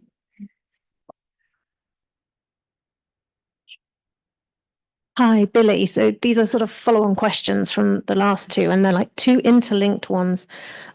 You phrased that the supervisor or the doctoral training network is like the manufacturer in this, but I wondered if you have any insights on some related points about how the value a PhD student might take from their PhD related to how they were supervised. Because as a supervisor, there are people who might have 10 or 12 PhD students, or there might be people who have 3 or 4. And there are supervisors who will commit a lot of time to personally developing a student. And then there are supervisors where the incentive in the academic framework is papers and impact and ref. So maybe they're less focused on personally developing a person. And the second related question was, you said PhD students suffer, and they do. And so how have you ever thought about how that might make a supervisor feel? Because really, if you're managing a team of people, you don't want them to suffer. Like, that's not a very nice experience. And then having, being many years down the line and just seeing repeated very bright people, very capable, the world is ahead of them, they suffer for 3 or 4 years. That has a toll as well. Absolutely. And let's not forget, there are some bloody great supervisors around who really care about their students or incredibly successful academics and industrialists as well. Let's not forget about them, and we love them. You mentioned incentives and suffering. The thing I always felt about suffering was that, you know, at the time when I was doing it 10 years ago, there was this kind of word resilience got very popular, and it kind of was a cover for suffering. So you're gaining resilience, you're, you know, going through something tough, you're really resilient. And really you just think, okay, PhDs are hard, they're supposed to be hard. That's what makes them great. And I can buy into the resilient aspect there, because you're doing something hard. No one's saying make it easy, but support people. And you know, for me, that removes the unnecessary suffering within resilience. And the incentive is a good point as well. Yes, we all know people who had a bunch of students who may be heads of department or faculties and maybe didn't even know what the student was doing half the time, because there is this incentive to get students, get papers, get projects, move them up to be a postdoc, where you can keep doing that with them and kind of churn through the machine. You know, supervisory training, you know, you've never seen an emptier room most of the time, or you see the same people. You see the same great people who give a damn and want to support their students and want to keep up on what they need to do that. It's incentives around university hiring process and promotion processes. It's incentives around not necessarily consequence and punishment, but, you know, if you're doing a really good job with your students and they want to stay with you, or they want to go and do another great job, that needs to be better recognized than what it currently is. We have had the same model for a very long time within universities and incentives. So I think that needs to change, but also to recognize when it's done incredibly well. There's so much within these last couple of questions that are really linked, I think. There was, you kind of say there hasn't been a kind of minister or government official really like looking at this as an issue. And I think it's too small of an issue, I think, for that agenda. We did have in the previous government's SciTech framework kind of a small line in one of the documents saying we want our research staff workforce to kind of thrive. And I think that then span into a few different documents across UKRI that really looked at how we can get the most from our workforce. And Otlin Liza, who is CEO at UKRI, is really passionate about it and has really made impact, I think. I think a big question will be when she leaves early next year, kind of what will happen to that agenda. We have a new ministerial team with different priorities, and we'll have another kind of a new team at the top of UKRI. So I think that will be quite an interesting time to see and understand what's changed. But under her time, that we have seen real impact. And I'll point everybody to a programme that started out in the University of Liverpool called Prosper. And they work very specifically to support PhD and postdocs when they think kind of what next. And a lot of the work that they do is around training PIs to better supervise and educate kind of the people that they look after. So it's a really, really good resource, and they've got an online portal that can be accessed across the UK. But I'd also say there's different models of how universities do this. And I was in South Wales couple of years ago now, speaking to the University of South Wales, and they had a really different approach because they're a really applied university, and they really prided themselves on the fact that most of their lecturers, they didn't always have a PhD, and all of them had come from an industry role. So the way that they were able to advise their students on their careers and on their next steps was totally different to what I imagine quite a lot of people are thinking about when they consider this in a research intensive, perhaps a Russell group, where the kind of the people who they are seeking advice from have stayed in that pyramid. So lots of different universities have different models, and I think those particularly post 1992s and those who have kind of the less high walls and have more mobility of their staff who are then speaking to the students makes a real difference as well. I'll take one more from that. Jeff's put his hand up. That's far away as it can be. Thank you very much. Just going back to the point around diversity and inclusion, because, you know, I work quite heavily in the diversity and inclusion space, and it's quite like anecdotal that I hear that you know, it's one of these things that's nice to have when your books are in the black and when everybody's happy financially. But as soon as things go badly, it sort of falls off the priority list quite quickly.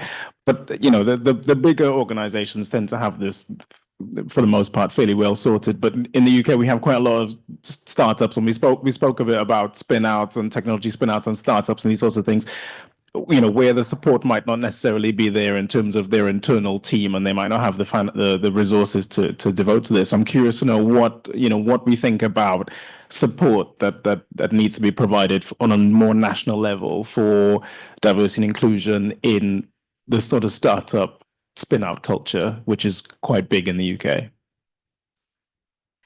Yeah, I can go with that. So obviously, the first slide that I had presented with the RSE in terms of the organisation. So of course, we work within the inclusion diversity team, but my colleagues working with industry, smart ups, and we work very collaboratively in terms of sharing the information, what we have. And I think, you know, just as you had mentioned, you know, about inclusion diversity being one of the things to fall off first. Sometimes our message has to change depending on who we're talking to. So rather having the altruistic inclusion diversity is good just for the benefit of everyone to feel that participation, we maybe have to come at it from a different angle and really push that aspect of diversity, the importance of bringing diversity into your company and the impact and the rewards that you will have as a result. Those diverse perspectives, those inclusion and diversity across the workforce is just so important in terms of contribution to the economy and the support for those industries. In terms of supporting these sort of smaller startups, I think data is key to everything that we do within our inclusion diversity. We don't take it on opinion. It is objective data that we have, that we've gathered. We've went out to the chemical sciences community. We've also looked at how other sectors approach inclusion diversity as well, and we learn from them. And it's about giving them the information so that we can empower those organisations to take action, essentially, and give them that support to make those transitions, those changes, networking to marginalised students, for example. Brilliant, thank you. Can we take a question from online if we've got some more questions? So there are no online questions at the moment, but one question I had is how much is being done about regional diversity in the UK when it comes to like encouraging people towards careers in science and tech? It seems that there's a great concentration of these opportunities in London and the Southwest, and I feel that can be discouraging to people not already living in those areas. So would you say enough's being done about that? I can. Yeah, so obviously within our socioeconomic inclusion work and the importance of evidence data, we have gathered the quantitative data, and the quantitative data has obviously told us that there's barriers to progression and access within the chemical sciences, but also highlighted the gaps in our knowledge. And one of those gaps in our knowledge specifically is around regional data. So we've been looking at the Higher Education Statistics Agency, HESA, and we've been looking at their data, but at the moment, it's hard for us to make those regional aspects and what's it like at different regions. Obviously, the government's Levelling Up project showed the opportunity, the talent was widespread, but opportunity was not. So the next stage of our work is to look at that qualitative research, but specifically under that regional and the regional inequalities. There was a report just after COVID about those neighbourhoods that were left behind in terms of access to healthcare. Transport was a massive one as well in terms of transport. If we're holding the event in Birmingham or London, how many people had to come the night before? How many could leave the morning of and get down here? And again, when we factor in those disability issues or caring responsibilities, it all impacts on that. So regional, it's something that we don't have the data on, but it's a big, it's high on our agenda, and it's a big focus for our work, specifically with our socioeconomic inclusion and within our inclusion diversity initiatives more widely. It's such a political one. I recall after the general election, they changed the name of the department that had Levelling Up in the title and said like Levelling Up is changed now. It's basically it's the same thing, but they've just kind of retitled it a place. And it's clearly something that's very big in the Labour government's priorities. And we can see that with the increasing devolution deals and with that local skills improvement plans, whatever they iterate to in the coming weeks and months, that really looks like they will embed some kind of collective understanding of local skills needs that link to business innovation in that space, science needs, careers, etc. It's all being developed at the moment, so it's quite hard to say kind of what that will look like and how, but I think it's something that's quite high up on Skills England's kind of priority list, which is really, really good to see. But I remember back in, I think about 2021, there was, under the previous government, there was quite a good commitment. I think it was about 60% of R&D spend to be outside of the Golden Triangle. I'm not sure what's happened to that kind of commitment with the new government, but it's something I think like we as a sector should kind of continue to push for, to see more investment outside of kind of London and Golden Triangle area. And like there has been that ambition before, it should be there now still. Thank you. I think we've got time for one more question. Yeah, thank you. Hello, I'm George Kosourakis from the National Physical Laboratory. Back to the discussion about PhD projects. I have been a PhD student, now I'm hiring and maybe like managing people with or without PhDs, and I'm also the industrial supervisor of PhD students. Now, let's say that the research area of the supervisor is the setting, but the important skills that a PhD project should provide are, of course, like training the PhD candidates to be independent researchers, critical and analytical thinking, being able to build a network, and reporting, being able to report and communicating science. Now, the question is, I will reverse the question, and what do we want out of PhD projects, and how can we ensure that PhD candidates actually get these skills and are not just cheap postdocs? I think the kind of rubbish answer is that it's very dependent on the subject you're doing. Naturally, you're doing a very specific thing that, you know, ideally no one's done before, and it's pushing, and, you know, there are the usual skills that you would get through that. There's two problems, I think, with PhD skills, and I talk as someone who hires them, is the way that they can communicate them.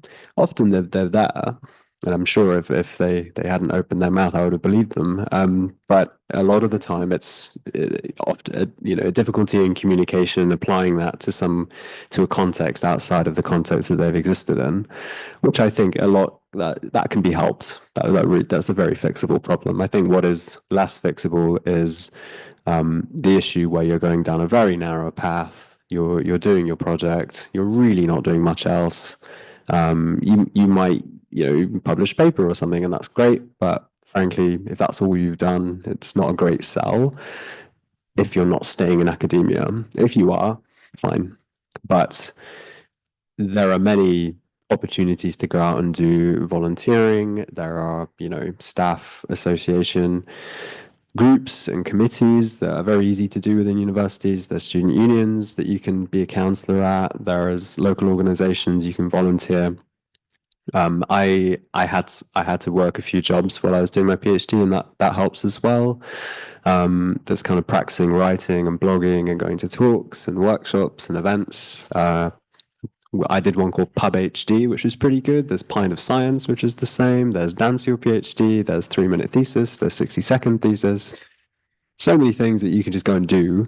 I was crap at pretty much all of those. I always went over, but yeah, it gives you the experience that you're just not going to get if you're sat in the archive or your bench, which is what you're there to do, I should say. I'm not saying you shouldn't do that, but, you know, back yourself and ask your supervisor, ask your friends, ask others in the department what can be done. And particularly if you're interested in a job outside of academia, go on LinkedIn and see what they did, or give them a call, which is what I ended up doing quite a lot.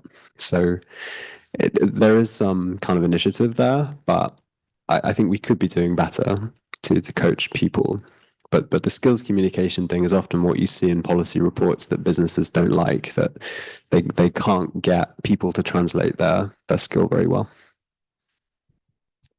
Fantastic, thank you. I think that's us come to the end. So if everyone wants to join me in saying thank you again to the panelists.